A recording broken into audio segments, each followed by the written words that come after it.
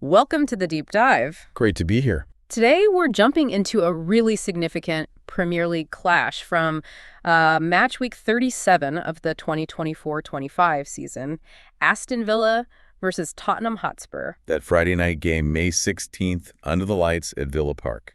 Yeah, exactly. And this wasn't just, another game on the schedule. The result, 2-0 to Villa, had some pretty big waves for both teams near the end of the season. For sure. And we've got some great material to work with here, an excerpt from the Premier League's own website. So we're talking the match report, the live blog updates as they happen. Right, the play-by-play feel. Yeah, plus team lineups, stats, related news, the whole package. Really, it gives us a few different angles to look at it. So our mission today is, well, to get beyond just that 2-0 scoreline. We want to understand the key moments, the tactics, and what this match really tells us about Villa and Spurs at that point, especially thinking about their European hopes. And we can compare, the factual stuff from the report with maybe the more immediate, in-the-moment takes from the live blog, see what picture emerges. Okay, let's start with the basics then. Aston Villa 2, Tottenham Hotspur 0. But how did those goals come about? What's the story there? Well, the report makes it interesting straight away. The goals weren't from the usual suspects, maybe. First up was Ezri Konsa, the defender. Konsa, right. Yeah, scoring in the 59th minute. And it notes this was only his second league goal all season. Ollie Watkins got the assist, flicking on a corner. A defender popping up from a set piece? Always dangerous. Makes you wonder about Spurs marking. Or maybe it was just a well-executed plan by Villa. Could be. And then the second goal, the one that kind of sealed it, was Boubacar Kamara in the 73rd minute. Kamara.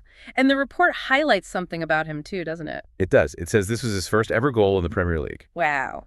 Okay, so a defender and a midfielder, neither exactly prolific scorers, getting the job done in a massive game. Exactly. Kind of begs the question about where the main attacking threats were, Yeah. So how did the game actually play out, according to the report? It wasn't just Villa dominating from the start, was it? No, not at all. The report paints a picture of a pretty open beginning.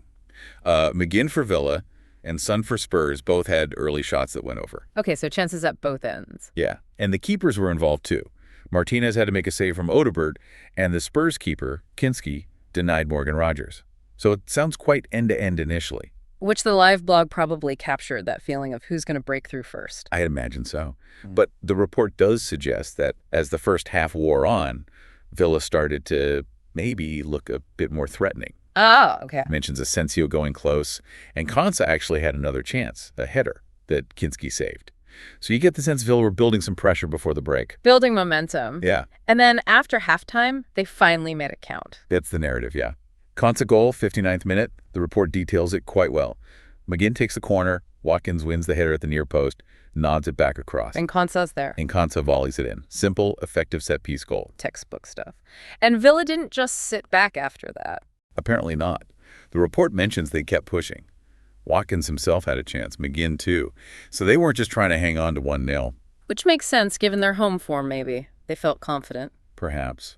And then came the second goal, Kamara, 73rd minute. Tell us about that one. The report describe it. Yeah, it says he cut in from the right side, which is maybe a little unusual for him positionally. Could suggest Spurs were stretched. Possibly. Anyway, he cut in and fired a shot from the edge of the area, beating Kinski. Sounds like a decisive strike. A real killer blow for Spurs at 2-0 down with less than 20 minutes left. The live blog must have reflected that shift.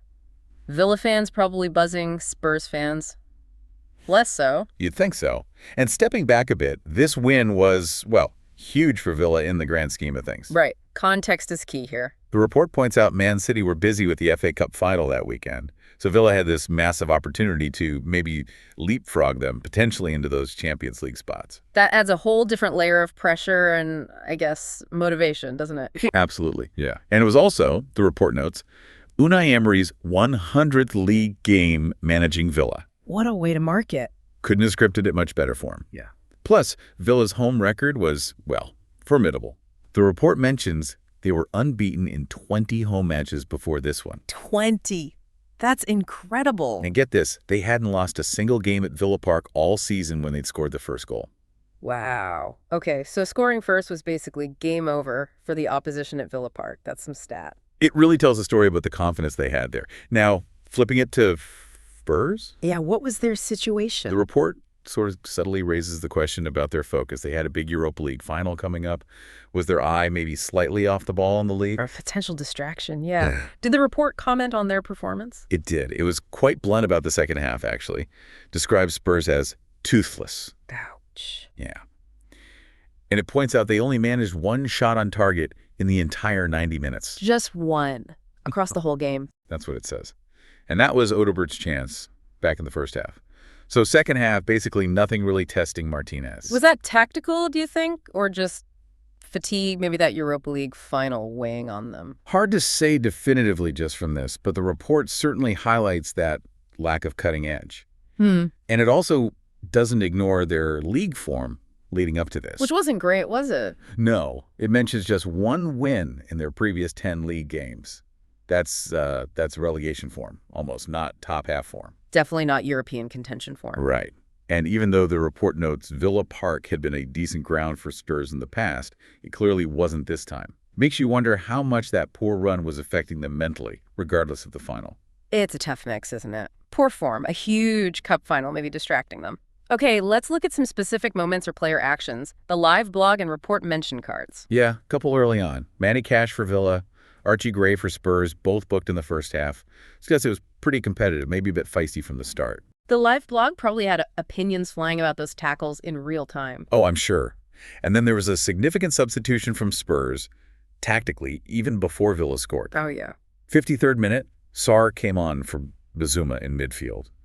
An attempt to change the flow, maybe? Hard to know exactly the thinking without being in the dugout, but it was a notable move. And did it have an immediate impact? The live blog might have commented on that. Possibly, but obviously Villa scored just a few minutes later, so maybe not the impact Ange Postecoglou was hoping for. Right, and then after Villa's second goal, lots of changes then. Yeah, a real flurry. Spurs took off Reguilon for Bentancur, and interestingly, Son Heung-min made way for Solanke. Taking Son off is a big call. It is. Shows maybe they felt the game was gone or perhaps resting him. Meanwhile, Villa swapped Watkins, the assist maker, for Malin. Fresh legs up front for Villa. Exactly. And then later on, more subs for Richarlison, and Brennan Johnson came on for Tottenham, Leon Bailey for Villa.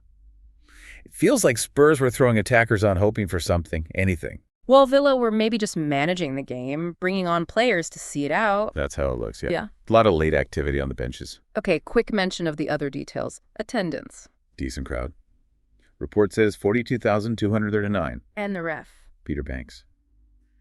The report also confirms the formations both teams apparently set up in a 4-2-3-1. Standard stuff for both sides, probably. Pretty much. Yeah. It lists the key players, familiar names. And there's a section on the season's top performers, too. Oh, yeah. Who did it mention? For goals, it was Watkins for Villa and Brennan Johnson for Spurs leading their respective charts.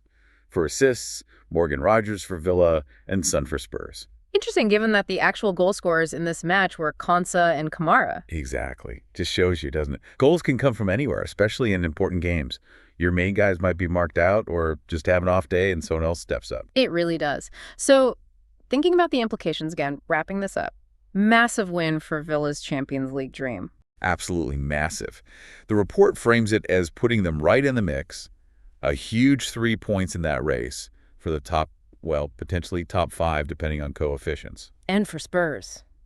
More gloom in the league. Pretty much. This loss just heaps more pressure on that Europa League final.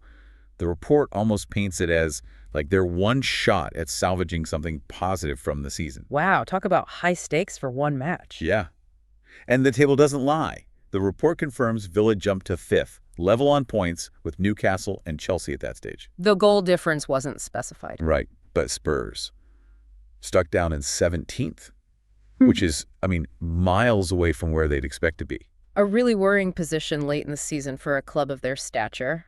And the report looks ahead, too. Just briefly mentions Villa's final day fixture against Manchester United. Obviously, after this win, that game became even more critical for their Champions League hopes. Every point vital. Okay, so let's summarize.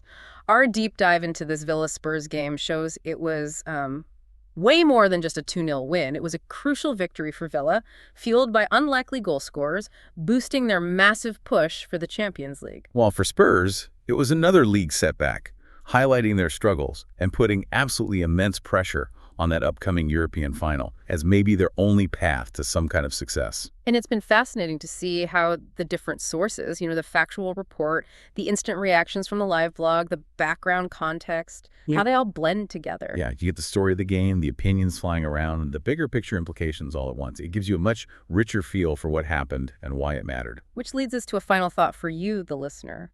Thinking about Villa's amazing home form, as highlighted in the report, and the possibility raised that Spurs might have had one eye on that final. How much do you think mindset and those external pressures really decide these games? Yeah, and what does this one result, with its surprising heroes for Villa and the struggles for Spurs, really signal about where these two clubs were heading right at the sharp end of the 2024-25 season? Something to ponder. Thanks for joining us for this deep dive.